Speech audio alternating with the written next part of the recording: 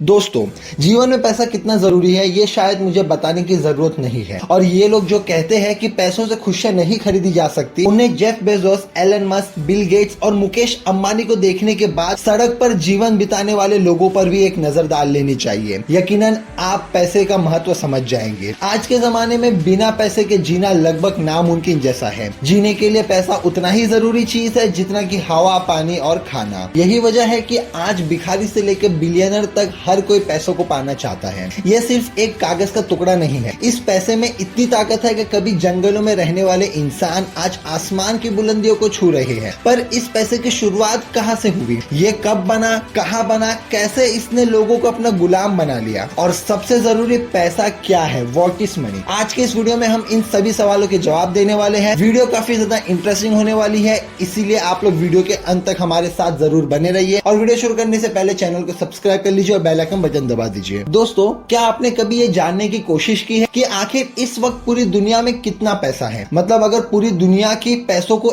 एक तरफ इकट्ठा कर लिया जाए तो कितना पैसा होगा? चलिए हम आपको बताते हैं। वो है 36.8 ट्रिलियन डॉलर। लेकिन जरा ध्यान दीजिए, ये सिर्फ वो पैसा है जो नजर आता है। जो नजर नहीं आता वो है 1300 ट्रिलियन डॉलर। अब सवाल ये है कि इतना पैसा आया कहां से, पैसे को किसने बनाया और क्यों बनाया? दोस्तों, इन सभी सवालों के जवाब को जानने के लिए आपको हमारे साथ चलना होगा आज से 17,000 साल पहले, यानी कि 15,000 BC में, जब दुनिया में पैसों का नामो निशान नहीं था। उस समय इंसान छोटे छोटे कबीलों में रहते थे। उनके जीवन का एकमात्र उद्देश्य था खुद को जिंदा रखना, जिसके लिए वो शिकार करते थे। लेकिन हर दिन उतना शिकार मिल पाना जिससे कि इनके पूरे कबीले का पेट भर जाए, ये पॉसिबल नहीं था। पर भूख को तो कोई रोक नहीं सकता। इनकी यह भूख ही थी जिसने इस कबीले को दूसरे कबीले से जोड़ा, और ये एक दूसरे से चीजों का आदान प्रदान करने लगे। ये अपने हथियारों के बदले में ताजा मांस लेते थे, और इसी तरह उस समय बार्टरिंग सिस्टम का जन्म हुआ, यानी एक सामान के बदले दूसरे सामान को देना। रिसर्चर्स की माने तो बार्टरिंग सिस्टम की शुरुआत करने वाले मेसोपोटामियन ट्राइब थे, जो साउथ वेस्ट एशिया के मेसोपोटामियन रीजन में रहा करते थे। आज के समय में यहाँ पर इराक है। बार्टरिंग सिस्टम ने लोगों के अंदर कई तरह के परिवर्तन लाए, जिसमें सबसे इम्पोर्टेंट था ट्रेड। लोग एक दूसरे से अब ट्रेड करने लगे थे।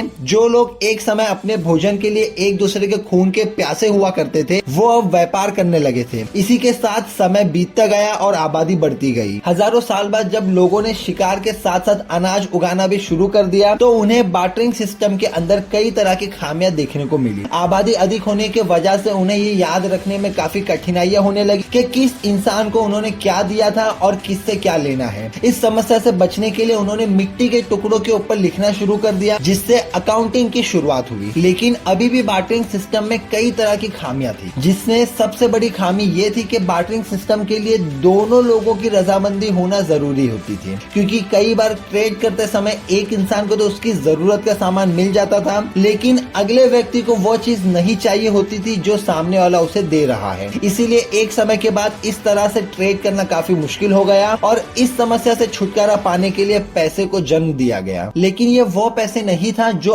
आज आप और मैं इस्तेमाल करते हैं। ये थी कमोडिटी मनी, यानी उस समय के इंसानों ने हर उस चीज को पैसे की तरह इस्तेमाल किया जो मूल्यवान थी, जो हर किसी के इस्तेमाल में आ सकती थी, जैसे कि पालतू जानवर जिसमें गाय, भैंस, बकरी, गधा शामिल थे। इसके अलावा हथियार जैसे कि छुरी, कुल्हाड़ी, तीर, तलवार आदि, साथ ही जानवरों की खाल, नमक, मोर के पंख, अल्कोहल। सबसे अंत में इंसानों को भी दासों के रूप में कमोडिटी मनी में शामिल कर दिया गया। कमोडिटी मनी ने ट्रेड को आसान तो कर दिया, लेकिन इसकी भी एक कमी थी। इसमें हर व्यक्ति अपनी चीज को सामने वाले की चीज से अधिक मूल्यवान बताने लगा, जिससे एक बार फिर से ट्रेड करना मुश्किल हो गया। इसीलिए अब एक ऐसी चीज की जरूरत थी जो सभी कमोडिटी मनी के चीजों की कीमत तय कर सके, और लोगों की इसी जरूरत ने मेटालिक मनी की शुरुआत की। आज से 2600 साल पहले यानी 600 BC में एंशिएंट ग्रीस में मेटालिक मनी की शुरुआत हुई। वहाँ सोने और चांदी को मिक्स करके कॉइन बनाए गए। इन कॉइन्स के ऊपर शेर या बैल का चित्र अंकित होते थे। दोस्तों, इस पर ध्यान दीजिएगा, ये दुनिया का सबसे पहला सिक्का था, लेगियन स्टार्टर। इस सिक्के के बारे में कहा जाता है कि ये प्राचीन ग्रीस सिक्के से भी पहले का है। आपकी नॉलेज के लिए बता दूं कि दुनिया में सिक्के बनाने की शुरुआत सबसे पहले चाइना में 1000 BC में हुई थी। चाइना के लोग उस समय पीतल और तांबे के सिक्के बनाते थे, लेकिन दुख की बात यह थी कि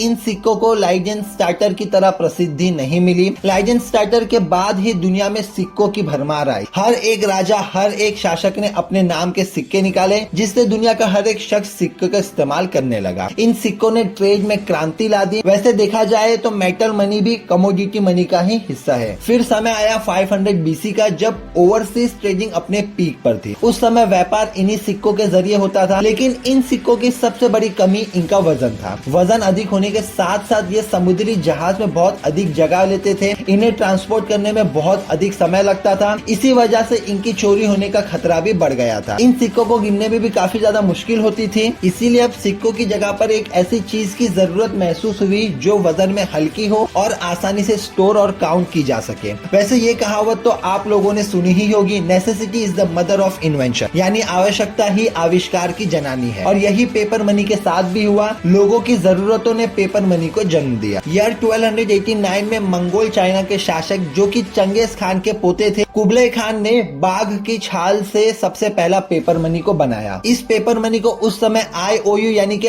IOU कहा जाता था, जिसका मतलब था कि मैं तुम्हारा कर्जदार हूँ। यानी जब तुम इस पेपर मनी को वापस करोगे तब तुम्हारे बेशकीमती हीरे जवाहरात तुम्हें वापस मिल जाएंगे। लेकिन लोगों ने इस कागज को बदलने की जगह उससे ही ट्रेड करना शुरू कर दिया और समय के साथ साथ ये पेपर मनी चाइना के बाहर फैल गया। अब लोगों में ज्यादा से ज्यादा IOU यानी कि पेपर मनी को पाने की हुड़ लग गई। इस समय बैंक्स भी अस्तित्व में आई, जो लोगों को उनके सोने चांदी हीरे लेकर उन्हें पेपर मनी देने लगी, क्योंकि पेपर मनी एक ऐसी चीज थी जिसे वो जितना चाहे उतना छाप सकते थे। और लोग भी इसे लेने लगे क्योंकि सोने चांदी के चोरी होने के डर लगा रहता था। कुछ समय बाद यह मिनी बैंक्स लोगों को उधार देने लगे, जिससे पूरी दुनिया में पेपर मनी की बारिश होने लगी। पेपर मनी की अधिकता ने इन्फ्लेशन को जन्म दिया, यानी कि महंगाई आ गई। जो सामान एक में मिलता था वो अब 10 IOUs में मिलने लगा। बैंक्स में उतने सोने के सिक्के नहीं थे जितने की शहर भर में पेपर मनी मौजूद थी। इस बात की खबर जब लोगों को हुई तो वो अपने सिक्कों को लेने के लिए बैंक्स की तरफ दौड़े पड़े, लेकिन बैंक ने खुद को दिवाला घोषित कर दिया। अब लोगों का बैंक पर से भरोसा उठ गया। लोगों के पास जो बचे कुछ सिक्के थे वो उन्हें अपने पास अपने घर पर छुपा कर रखने लगे। पैसे का सर्कुलेशन भी अब पहले से बहुत कम हो गया था, जिससे लोगों पर भारी मुसीबतें आई और लोगों को भारी मुसीबतों का सामना करने पड़ा। फिर समय आया 1816 का, जब ब्रिटेन ने एक नए लॉ के तहत ये अनाउंसमेंट की कि अब उनके पास जितना गोल्ड होगा वह उतना ही पेपर मनी प्रिंट करेंगे, जिससे महंगाई नहीं बढ़ेगी और कर्ज भी एक लिमिट में ही दिया जाएगा। इस तरह से ब्रिटेन ने अपने पेपर मनी को गोल्ड के स्टैंडर्ड के मुताबिक कर दिया और कुछ ही समय में ब्रिटेन को देखकर बाकी सारी कंट्रीज ने भी अपने पेपर मनी को गोल्ड स्टैंडर्ड के मुताबिक कर दिया। जिसके बाद साल 1900 में यूनाइटेड स्टेट ने भी गोल्ड स्टैंडर्ड को अपना लिया। लेकिन उन्हें नहीं पता था कि इसके आगे जो होने वाला है वो काफी भयंकर है। दोस्तों, देश में जब पैसा ज्यादा होता है तो इन्फ्लेशन होता है, यानी महंगाई बढ़ती है। लेकिन जब पैसा कम होता है तो डिफ्लेशन होता है, जो कि महंगाई से भी ज्यादा खतरनाक होता है। और साल 1930 में यही हुआ यूएसए में। डिफ्लेशन हो गई क्योंकि चीजों की कीमत कम होने की वजह से